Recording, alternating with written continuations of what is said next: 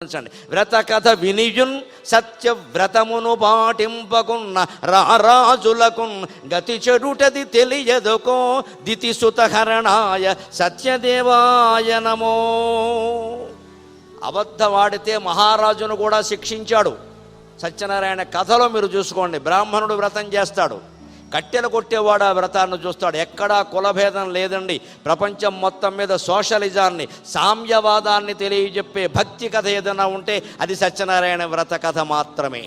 మొత్తం సమసమాజం ఏర్పడడానికి, అన్ని భేదాలు పోవడానికి, అందరూ సుఖంగా ఉండడానికి ఒక్క సత్యనారాయణ వ్రతం చాలు, ఒక్క సత్యనారాయణ వ్రత కథ చాలు. అందులో బ్రాహ్మణ వ్రతం చేస్తాడు, ఆయన చూసి కట్టెలు కొట్టేవాడు వ్రతం చేస్తాడు, ఆయన చూసి ఒక షావుకారు గారు వ్రతం చేస్తారు, ఆయన చూసి ఒక రాజుగారు వ్రతం చేస్తారు, ఆయన చూసి ఒక గొల్లవాడు వ్రతం చేస్తాడు. అష్టాదశ వర్ణాల వారు చెయ్యగలిగిన చెయ్యడానికి అవకాశం ఉన్న ఏకైక వ్రతం సత్యనారాయణ వ్రతం. అందులో కూడా మీరు గమనించండి, అహంకారాన్ని భగవంతుడు క్షమించడు ఎట్టి పరిస్థితుల్లో కూడా. కట్టెలు కొట్టేవాడు బ్రాహ్మడింట్లో వ్రతం చూసి అక్కడ ముందు నిలబడితే ఆయన వచ్చింది ప్రసాదం పెడతాడు. అయ్యా మీరు ఎందుకంటే ఇంత ఆనందంగా ఉన్నారు అంటే మేము సత్యనారాయణ వ్రతం చేశామండి అంటాడు. వెంటనే కట్టెలు కొట్టేవాడు అనుకుంటాడు, అయ్యా సత్యనారాయణ దేవా ఈ రోజు సాయంత్రంలోగా నాకు ఎన్ని కట్టెలు అమ్ముడవుతాయో దాని ద్వారా వచ్చిన డబ్బుతో నేను వ్రతం చేస్తాను అంటే స్వామివారి మహిమ వల్ల ఆ రోజు 100 రూపాయలు వాడికి వచ్చేది ఉంటే 200 వస్తాయండి. భగవత్ కటాక్షం ఎప్పుడూ అలాగే ఉంటుంది.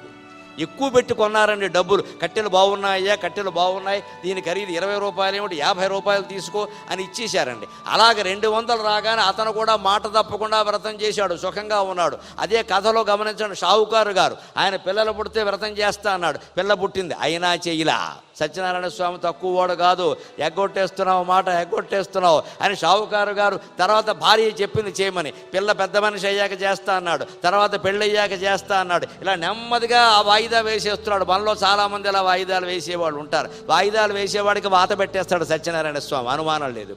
అల్లుడు తర్వాత పెళ్ళయింది, అప్పుడు కూడా భార్య గుర్తు చేసింది వ్రతం చేయాలని. విదేశాలు పెడుతున్నాం కదా తిరిగి వచ్చాక చేద్దామన్నాడు. ఇలా వాయిదాలు వేస్తుంటే పడవ ముంచేశాడు సత్యనారాయణ స్వామి, అనుమానం ఎలా. అక్కడ వృద్ధ బ్రాహ్మణుడు వేషంలో వచ్చాడు, పడవలో ఏమున్నాయన్నాడు.